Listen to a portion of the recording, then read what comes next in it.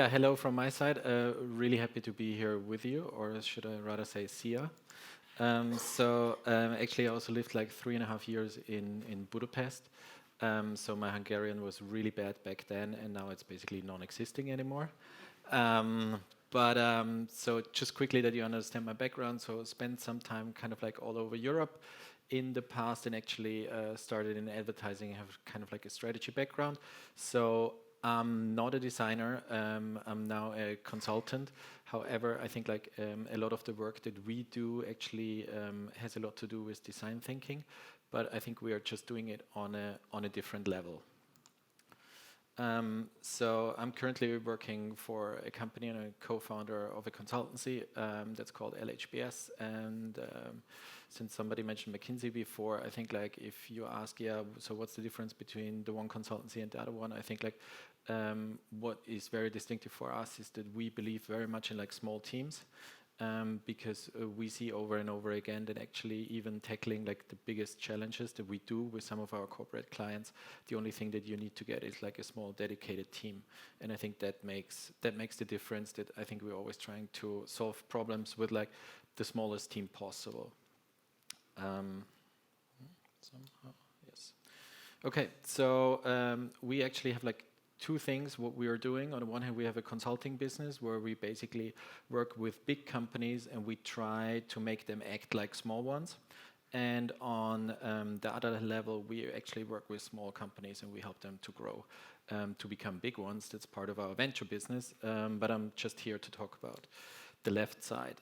So we work a lot for banks and financial services industries, also like all over Europe. And there's like a lot of topics that I would like to discuss with you when it comes like to corporates and innovation and what the problems are. However, like a lot of examples come from banking, but actually it doesn't matter in which industry we are, because like the biggest problem that you usually have at the corporate is that you are a corporate and that you have legacy. Which would bring me to the point to ask you guys, like, who is actually from corporate side here? Good. So really interesting for the two of you. For the others, there's the Lego workshop, in case you don't want to hear something about corporates. So what's usually the problem?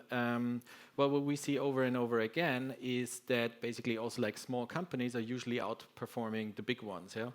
And so the interesting question is, why is that actually happening like over and over again? Doesn't matter in which industry we're looking.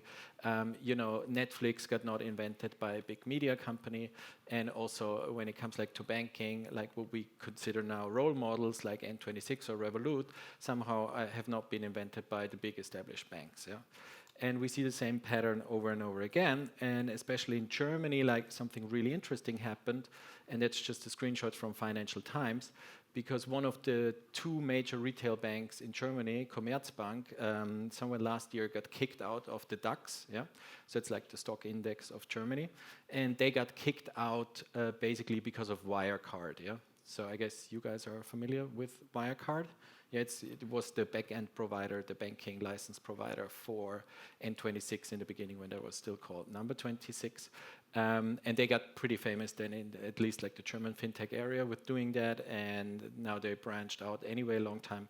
And they basically globally run digital payment systems and go more and more into direct-to-consumer businesses. But for most of the people in banking in Germany, it was still on that day when basically it was announced that Commerzbank, because of the poor stock market performance, gets kicked out of the index, that at the same time, like a fintech walks in, yeah, and the people are like, okay, so Commerzbank was kind of like, there was a cornerstone of German DAX, and now suddenly the guys get kicked out, and then they're like these newcomers coming in. They are based in a small village outside of Munich, and everybody or most of the people were like, okay, so who is actually Wirecard and what are they actually doing?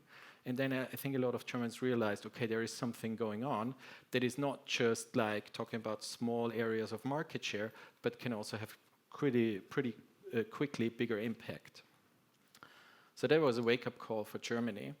And like some of the people talked before, like, okay, so what is like really an advantage of like the small companies and what they're doing?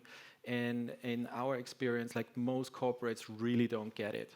And one way how we want to explain them, like how much they're actually losing out against like the smaller companies or in banking against challenger banks, is we actually started to calculate like a metric to make it visible for them, yeah. And we called it innovation pace. And this is just like a short snapshot what basically our team is doing. So we're just tracking like challenger banks at the moment, and we're just looking like what innovation are they continuously releasing, which are actually core product improvements or something like CX or communication improvements. Yeah, so when they communicate additional value that they have or rework like some of the experience. Yeah, and here are just like two examples of N26 and Revolut, and we're just looking like how fast are the guys actually releasing stuff on a monthly basis. We track that over 12 months, and then basically we come up with an average, and that's the pace of innovation. Yeah, and currently that's like in banking 2.4 if you would take that as an average. Yeah, so that means challenger banks are releasing 2.4 customer visible innovations every month. Yeah, so if you compare that to your legacy bank, most likely you end up with 0.2.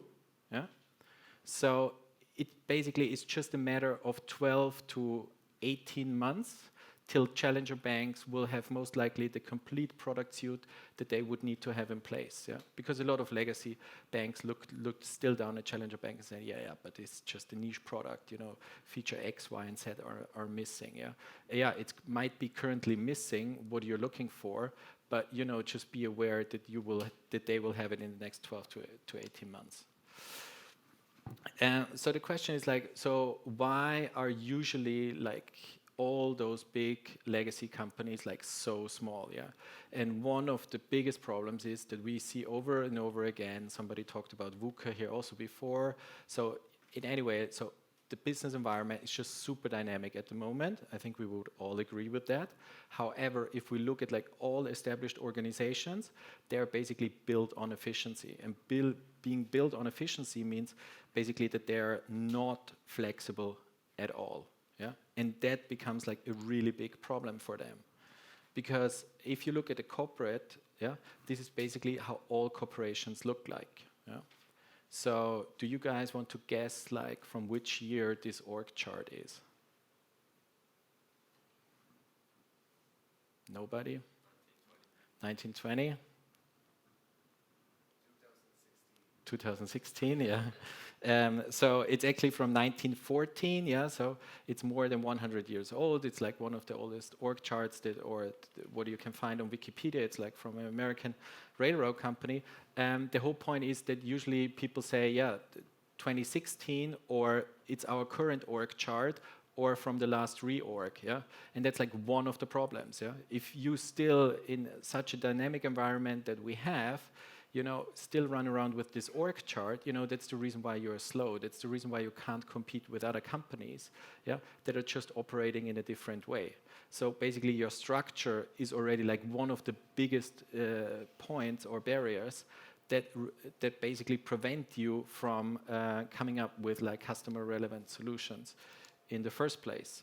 And what you see also over and over again is that actually your products and services mimic your org structure. So that's the reason why usually all banking apps from legacy banks are broken, yeah, and don't have a great app store rating, yeah, because they're all compartmentalized, yeah, and you know, they all create internal efficiencies within their department, but nobody's thinking about the customer flow and the value chain, yeah. So if you run around with an org chart like this, you know, your product will at the end also feel just like boxes that are somehow attached to each other. But if you look at it like from a customer perspective, it doesn't really make a lot of sense, and it definitely doesn't create any joy of using the product, and that's the reason why you have the App Store rating that you have. And usually like management talks a lot about, yeah, but if we would have like better people, or if we would have better ideas, or and all these kind of other excuses that they come up with, or the market conditions are really, really bad at the moment, or well, we need to deliver shareholder value. It's basically all irrelevant. Yeah, everybody is dealing in the same environment, and if your corporation has an innovation problem, it's at the end, it's a leadership problem. Yeah, because all those innovation initiatives that you start on a daily basis, almost at corporations where you invest millions of foreigns, definitely, and also euros, you fail usually as leadership to create the right environment for those projects to succeed in the first place. And this is like the core of what we as a company work with legacy organizations and especially with management teams to make them understand actually how broken the current system is when it comes to innovation. Yeah? This does not mean that corporations are broken, because basically all of our clients are making record profits at the moment. Yeah? They all are really very profitable, but they are just not set up so that innovation can actually succeed. And we try to help them to understand what setup they would need to create to actually succeed in innovation and, just focus on making profits in their core business. Best example also then, usually management is like super afraid of like going too aggressively into corporation, into innovation. And because they always have to fear that something can go wrong and then everything that they have built up is lost. Yeah? And that's the reason why startups fail, but that's never the reason why corporates fail. So Commerzbank did not get kicked out of the DAX because the CEO said, we take all the money that we have left and we put it into crypto. Yeah? Or we invest everything and we go into the blockchain. The reason why Commerzbank got kicked out, because Commerzbank invested in the things that worked in the past. Yeah? Commerzbank continued to invest in branches and like legacy products and everything else. Yeah? And they fall into that trap. So they're not taking any risky moves. The problem is that they usually do something that worked in the past and then slowly they lose. And this is also what Stephen Elop said at the press conference when Microsoft acquired Nokia. He said, we didn't do anything wrong, yeah, but somehow we lost. And that's the tricky thing, because corporations, like legacy corporations, they never do anything wrong when they're losing, yeah, but somehow they're losing because they do the things that were right in the past. And that alone is like a really difficult conversation for management to have there, because if they look into the history, these were all right decisions. They were all right when they took those decisions a couple of years ago, and that's the reason why they're making profits now. But we need to separate between what worked in the past and what we believe is the right setup for like the next 3 to 5 years. And also one thing that usually like all legacy corporations forgot about, and somebody talked about that before, is creating customer value. Yeah. So that is actually that needs to be your primary job. Yeah. Legacy organizations, to be fair, they all managed to do that. Yeah. All banks managed to create customer value in the past. That's the reason why they are still around. That's the reason why they have customers. Yeah. But obviously, every company that is successful, that finds a business model, that finds a customer base, at one point eventually goes into actually efficiency mode and says, okay, I will focus on my second most important job, which is actually financing the operations and then giving money back to my shareholders. Yeah, I think like the only example that we see where this is not really happening currently, it's actually Amazon. Yeah, because they just keep on creating customer value and they keep on not being profitable, and by actually doing that, they have access to basically like the cheapest capital than any other company in the world. Yeah, and it's really important for corporations also to understand, when you move away from your daily business where you make profits, you need completely different KPIs and you need a completely different setup, basically, to start creating customer value again. It's not about making money. Yeah, you cannot predict with innovation how much money you're going to make like in the next 2 years. Yeah, it's absolutely nuts. You need to focus on first finding a customer base, creating value for them, and if you actually manage to succeed with that, then you can slowly start making experiments of how you can actually monetize that customer base and how you can actually recuperate all the investments that you took in actually creating customer value in the first place. So kind of like half into the talk, wanted to share with you what we actually discovered like as best practices and what we usually discuss with management teams to make them actually aware of the challenge and make them aware why most likely all the money that they spend on innovation in the past, where they were not happy, why actually it was pretty clear in the first place that they they are not going to succeed. So it's like 6 steps. Like the first 3 steps is something that I would call like macro design thinking, because it's really about creating the environment at the corporation. And this is also the area where usually all of them fail, because they jump immediately into step number 4, which is actually, okay, let's design something. We want to, enter this market segment, or we kind of like have an idea for a new business model, then they build it and then they try to scale it, but they actually never reach the point of actually scaling stuff. So number 1, understand, like, one model that we extensively work with, and it seems to work with management quite well because it's very simple, is the model of performance engine and innovation engine. Yeah? And it's really important that management understands that the current company that they have built, and most likely 99% of the people that are working at any big corporation, they need to be aware that they are working for a performance engine. Yeah, you see all the different attributes that are in there. Doesn't matter which industries, they all run in the same way. Yeah, it's basically just one organism that also absolutely makes sense as an organism. And we talked about that before. It also has like a massive advantage. First of all, it makes a lot of money, and number 2, it has tremendous scale usually. Yeah. Think about like outlets, retail networks and everything else. Yeah, there are a lot of assets in place which are also really positive, but usually it's not the environment in which any innovation can succeed. Yeah, so it doesn't work if you use strategic planning models, if you use approval processes, top-down hierarchies. Yeah, if you work in a waterfall mode, it's just in multitasking. And this is how corporates usually start innovation projects. Yeah, and that's an environment where basically every innovation and every innovation team, it's basically a virus. Yeah, and sooner or later it dies because the corporate structure is so strong and the system that's going to kill it. Yeah, it's just a matter of time. And what they actually need to create is something that we have on the right side, which is called like an innovation engine, which is more like the setup that you would actually find like in a startup. So it's very important for managers to actually be aware that what they have right now is really good for making money, but at the same time really bad for actually coming up with new ideas and business models.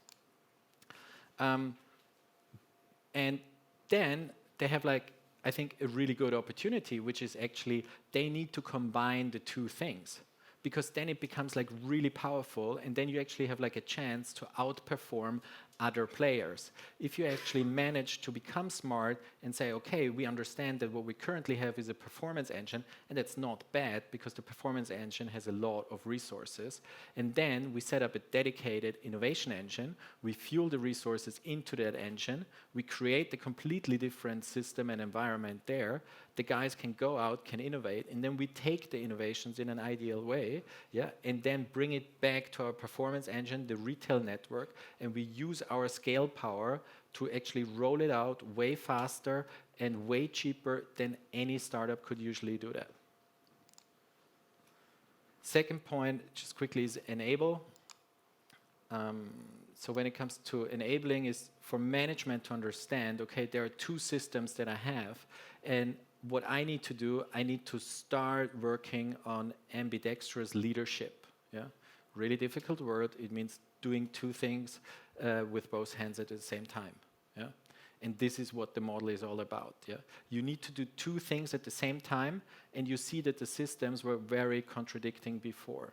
So what you need to actually work on as management and leadership, and that's basically the only job that you have. Yeah, it's not taking care of quarterly numbers. Yeah, you have so many people that can actually do that. Your single most important job is actually to build that model. Yeah, you want to create a company that has like a purpose, a vision, and a strategy that's like unified, where you want to go into the future.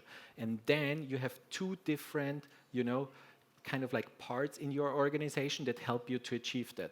One part that actually, is built up the way how you actually know it and what you learned in business school and what you were actually really good at, most likely the last 25 years, because otherwise you wouldn't be in the management team. And then you need to create the environment that something that's the complete opposite can also coexist at the same time. This is your job, and this is what you need to enable at your organization. Third one, prioritize. Also, always like a big problem because legacy organizations are like super bad in prioritizing stuff. They usually work in multitasking modus because everything is like important. And when you then come in and you say like, okay, you guys need to change something, they're always super afraid because they are just thinking like black and white. Yeah. So it's either we do 100% of what we've done before, or we do 0. Yeah. Which is completely stupid. Yeah. Because nobody would do that. So it usually helps management a lot to say like, hey, you can actually differentiate. Sorry. You can differentiate, and just as a simple exercise, you know, start with something that Coke is doing, like in my opinion, like really smartly. They just use budget and just split it into 3 parts. They say 70% of our resources we invest into that stuff that's proven to be right. Yeah, absolutely right. So like really think about performance engine, what worked in the past. Yeah, for Coke it would be TV advertising, just works. You know, we're just selling stuff with that. Then 20% of the stuff they invest actually into topics where they say, oh, we know other companies are doing it too, and we see that it actually helps to increase sales. We don't really know how it is yet, but 20% of budget would go, let's say, like in digital stuff. Yeah, where they say we should actually be there, don't really know how it's working out, but we do it. And with 10%, they actually put it into things where they say it's like completely unproven stuff, but we need to experiment, we need to play around. So this is your typical innovation engine budget, what they do. One of the biggest success cases for Coke was like doing all these personalized labels on the Coke bottles. Just helps them to sell a lot of Coke to people because we just like it. And this is exactly how it started. I mean, they started it the first time in Australia, like really small market. If they're completely phased, doesn't matter for Coke. It really doesn't matter, yeah? So they did it in Australia, it worked. Then they took it over to Germany, so it went from 10% into the 20% bucket, yeah? European market, important market, but just one important market. Then they did it there. Now you have it in all the countries, yeah? You have it, I think, like 4 times a year. You have it whatever with music, saying names, everything else. They extended it to Fanta, to Sprite, and all this kind of other stuff. And the whole thing was like so risky for Coke, because at the end Coke says like, you know, what is Coke? It's the name and it's the bottle and it's the recipe that nobody knows, yeah?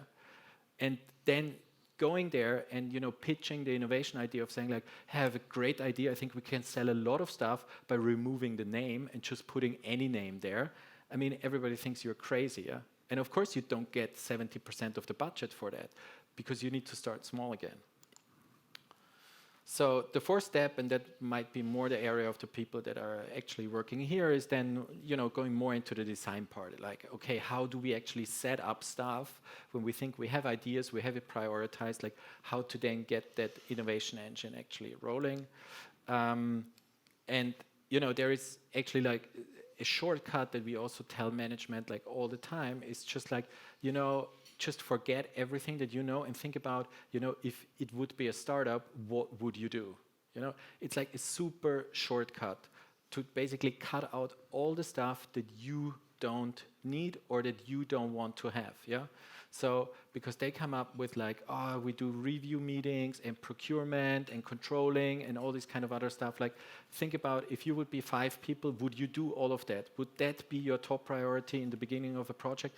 No, it would not be, yeah? So just strip it away and just, you know, focus it on it later, yeah? Because the amounts that you invest in those innovation engine, those are peanuts, yeah? This is the money that usually like performance engines are burning in an hour on completely stupid bureaucracy stuff. Yeah? Then, well, there are just like some recommendations how to set up the teams. I guess it's more stuff that you guys are anyway familiar. So like, you know, create the product mission, interdisciplinary teams, try to work agile, involve the customer continuously, you know, start thinking about MVPs and all this kind of stuff, which is more of the hands-on stuff than to get going with the teams. Point number 5 is then actually build. I think also there is like a huge problem. There was also talk about minimal viable products before. I'm sure all of you guys are familiar with it. You know, and what we see over and over again is like corporates try to understand what an MVP is, and they say, yeah, I totally get it. It's just like a small version of it. However, at the end, it turns out most of the times that they put in like way too many features into it, so they waste way too much money for it, and they still end up with something on the right side where they build like all of the features because they want to make it feature complete. On the left side, they build all of the features, and they forget about actually that they test also their experience. They forget about that they test if they can acquire customers, and they forget about to test if they can retain customers. Yeah. And so again, on the way, they waste usually like a lot of time and a lot of money. And the last point, scaling, is actually also another thing that's like really hard for corporates, because they're all not used to scaling. Yeah, and they're used to scaling when it has to do with their core business, like when we work for Unilever and we come up with a new opportunity to basically do a shampoo. They're really good to get that shampoo really fast into the supermarket if it's right, yeah. But if it's something digital, they don't really know, like if we come up with a digital service, they don't really know how to scale it and how to budget for it, yeah. And what we actually see over and over again when we walk into corporates, and usually, all corporates experimented with stuff like that, and then you walk in and you say like, hey, where are you guys actually standing? And then we just see usually like a lot of MVP zombies walking around. Yeah, so they have those products and services that they developed using their MVP approach, but then they did not know how to budget for it, and so you have a half alive, half dead thing walking around that's again, just eating time and resources. Yeah, because it's still very hard for corporates to kill that zombie. Yeah, and again, if they would kill more of the zombies, they could focus more, prioritize better, and all this stuff that we talked about before. So one of the things that we actually learn them in the scaling part is actually, just trying to kill all those zombies that are there, and then again, you have way more resources that you can use to actually develop stuff. And usually then what the options are, if you just follow like a customer development model, is at the end, you always need to answer that question. Yeah, do we back integrate it into our performance engine because there's a big overlap, or actually do we leave it outside and actually create the spin-off? Yeah. And one of the things that we try to do with them rather early is also take those innovation projects and turn them pretty fast into legal entities that can operate like completely separate from the company, so that even if the company has no interest to take that further, we still created value because you can bring in other partners, yeah? Which happened over and over again. Yeah? Plus, at the same time, we want to create really the same opportunities for the innovation team, like if they would be like an outside startup. And if they don't get more capital from basically the performance engine, they can just go out and try to raise money. Yeah? And keep the team alive, keep the idea alive, and then just have other shareholders, which would also be fine, as long as they find a way to create customer value and find a way how to finance it then later. So just like last thing, because then the question is like, okay, does that really work, and kind of stuff. So we've rolled out things in like different ways. So we worked with A1, which is like the state monopoly telco, former state monopoly telco in Austria. So we did a crazy stuff with them, which is like a live shop where you can actually, like, it's a dark store. Yeah, so you cannot walk in as a customer. There are only employees from A1 in there, and you have a one-sided video call with them, and you can actually get consulted on all kinds of telecom products. But you can lie basically on the sofa at home, and you just direct the customer basically via voice, yeah, and you can see everything that the shop agent sees, but the shop agent can't see you. Yeah, and it actually ended up that this crazy idea has a higher conversion rate than the normal online shop. Yeah, and everybody in the beginning thought like, okay, that's completely crazy. We don't give you budget for that. Then we scaled it down. We did it, and now they are rolling it out internationally, also in other countries. Same thing, again, telco, we worked with them on smart home. Same thing, they said, oh, smart home, like really difficult. There's Apple, there's Google, there's all kinds of other players. Again, we tried to scale it down. We used Austria as a test market. We used it, showed the company that we can acquire customers, actually showed them that we can increase the ARPU, like quite a lot. I mean, we managed to sell smart home subscription service for 30 euros a month to customers, which is really like a lot of money. So for some of them, it's actually they pay more for the smart home subscription service than they pay for actually their mobile tariff. And again, rolled out internationally. For financial services, we're working with one bank in Switzerland, where we kind of like built the Swiss version, so to say, of N26 and Revolut, which works with a Swiss francs bank account, and you can use it there too. Did that, and we're currently actually working with Sparda banks in Germany on something similar, where we're just in a beta phase trying to roll out actually like a banking platform and e-commerce. And yeah, so the recommendation is just like when you are in a corporate or when you have to deal with the corporates, remind them of the 6 steps, especially like the first 3 ones, because those are the most important ones. Because if you don't get those right, then you can't succeed with the rest of it. And yeah, like 4 things that I would like to leave you with is, yeah, just remember people that innovation is about creating customer value. Otherwise, it doesn't make any sense. Remember management, that's like a leadership responsibility to create the environment and only the environment. Yeah, then they should get out of the way and actually let people work. Empower dedicated teams. Then when it comes to working and building that stuff, and over again, like start small, build MVPs, and then based on the learnings, try to scale them and try to kill all MVP zombies that you find around. If you want to know more, we have some booklets on that stuff that we usually do or give to our clients when they want to dive into that. And that's it.